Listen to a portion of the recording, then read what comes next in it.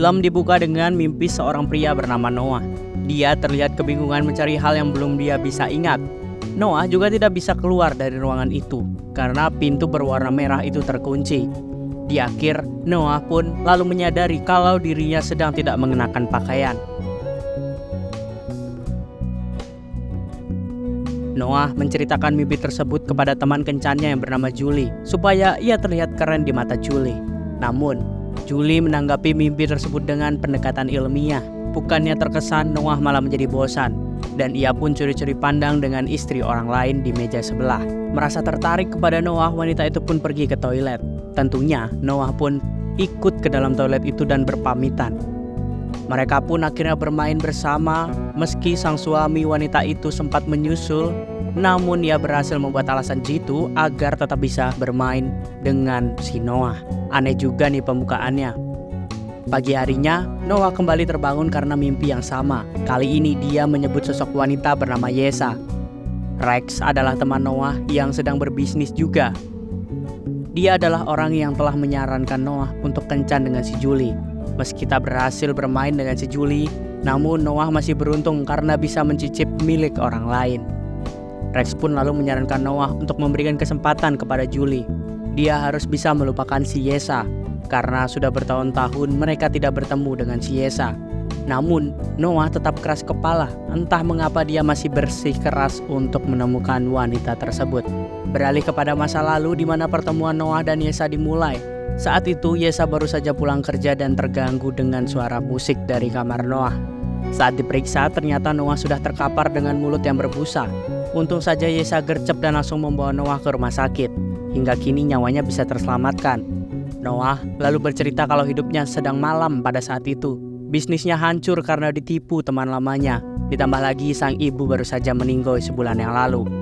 Yesa lalu mencoba menyeramahi Noah, di mana dia diharuskan untuk menghargai hidupnya. Dia masih beruntung karena punya uang dan pekerjaan. Sedangkan si Yesa harus kerja bagaikan kuli hanya untuk mendapatkan uang dan mengirimkan uang tersebut kepada keluarganya. Mendengar hal tersebut, Noah pun menjadi semangat. Ia pun berterima kasih dan mentransfer sejumlah uang untuk membayar semua jasa si Yesa. Sejak kejadian itu, mereka pun sering berjalan berdua. Kamar Yesa dan Noah itu sebelahan, jadi kalau kangen, ia tinggal belok. Sampai suatu hari Noah menyatakan cinta kepada si Yesa. Tak butuh waktu lama untuk berpikir, Yesa pun langsung setuju.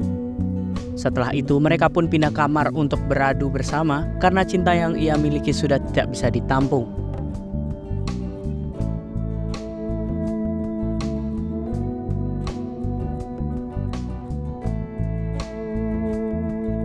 Namun, 2 tahun sejak kepergian Yesa, Noah pun masih belum bisa menyerah untuk menemukannya.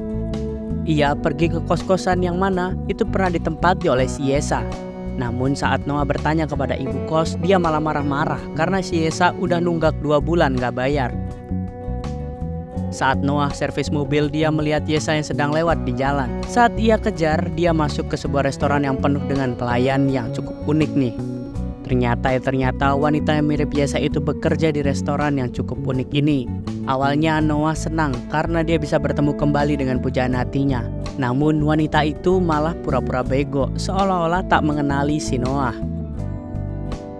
Di rumah, Noah menunjukkan foto wanita pelayan tadi kepada Rex. Dia sangat yakin kalau itu adalah Yesa yang berpura-pura tak mengenalinya. Rex menduganya kalau itu adalah orang lain. Atau mungkin Yesa yang kepalanya udah kebentur dan hilang ingatan.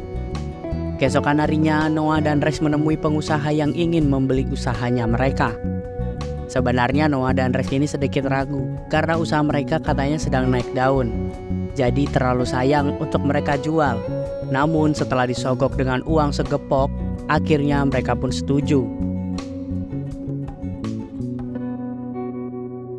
Kembali kepada restoran, terlihat rekan-rekan kerja sedang bertengkar saat itu. Yesa lalu melerai mereka karena pelanggan mungkin saja bisa terganggu akibat pertengkarannya. Bos muda yang bernama Mondi pun datang dan langsung memeluk Yesa.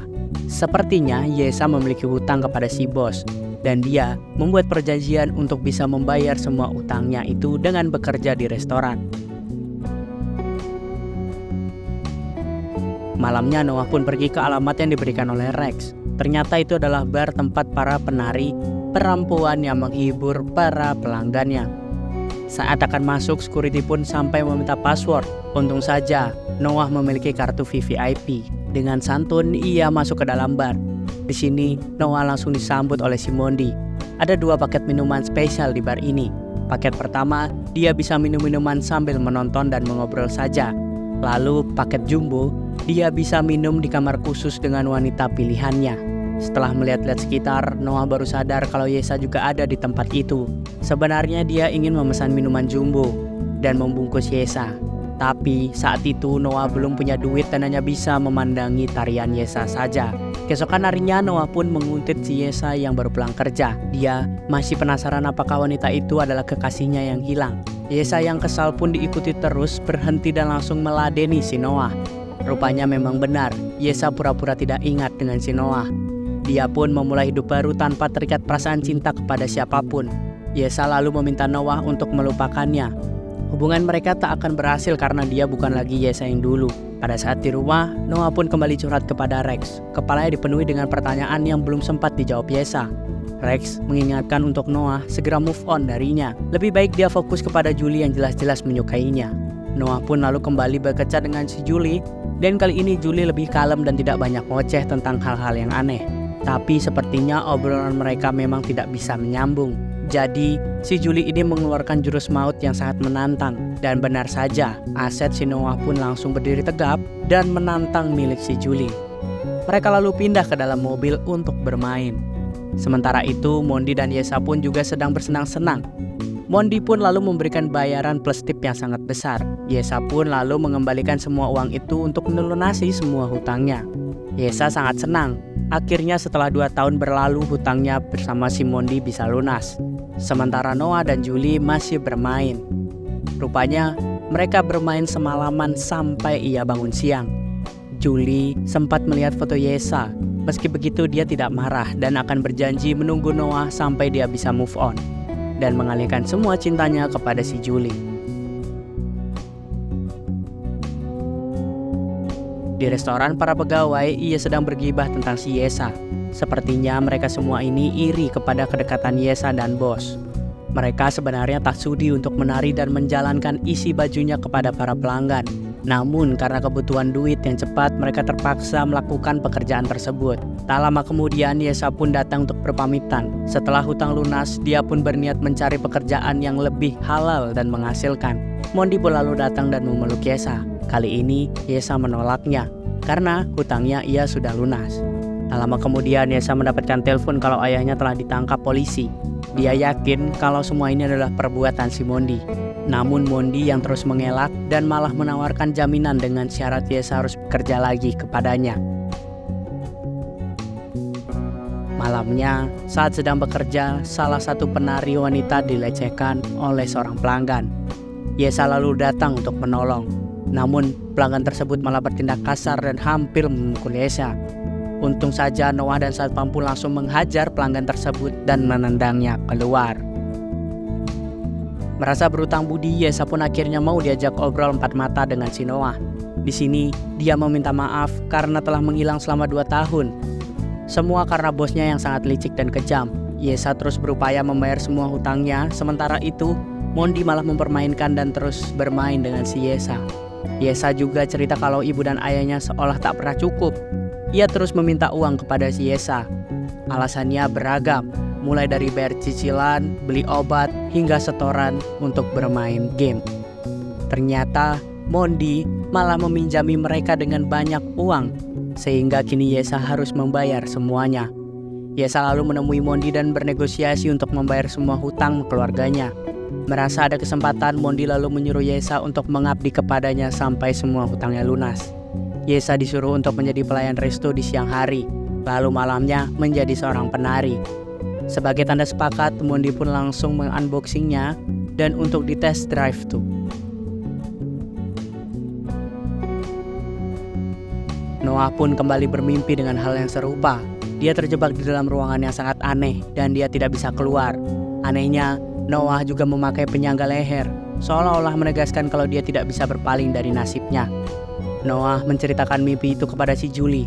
Lalu dengan pemahaman horoskop dan psikiater yang ngacoknya si Julie, Ia mencoba memberikan saran yang agar ia tidak terjebak dalam masa lalu. Padahal mereka sudah lama kencan dan beberapa kali bermain bersama. Namun Noah masih saja belum bisa meresmikan hubungannya dengan Julie. Di rumah, Rex selalu mengomel-ngomel kepada si Noah karena ia telah menolak Julie. Noah masih ingin fokus kepada Yesa. Tak masalah jika mereka tidak bisa balikan, asalkan Yesa bisa lepas dari bosnya itu. Ini bukan soal cinta semata. Noah pernah merasakan punya hutang nyawa kepada si Yesa, dan sekarang ini adalah waktu yang tepat untuk membayarnya. Sementara itu, di restoran, Mondi sedang mengobrol dengan polisi kenalannya. Rupa-rupanya selama ini dia sengaja membuat ayah Yesa kena kasus, sehingga Yesa bisa terus bekerja kepadanya. Namun tak lama kemudian Mondi mendapatkan kabar kalau ayah Yesa telah mendapatkan jaminan dari 2 orang pengusaha. Mereka mempunyai koneksi di kepolisian, jadi akan sulit bagi Mondi untuk terus bisa mempermainkan si Yesa. Yesa pun lalu datang ke apartemen Noah. Dia berterima kasih karena berkat Noah dan Rex kini ayahnya telah bebas. Sebenarnya Yesa berniat menjauh karena tak ingin menyeret Noah dalam kehidupannya yang penuh masalah. Namun setelah banyak bantuan dari Noah, kini dia sadar menjauh bukanlah pilihan. Mereka memang ditakdirkan untuk bersama agar bisa saling melengkapi. Yesa akhirnya mau diajak masuk ke apartemen. Mereka pun mulai baikan dan menghabiskan waktu layaknya masa pacaran dulu.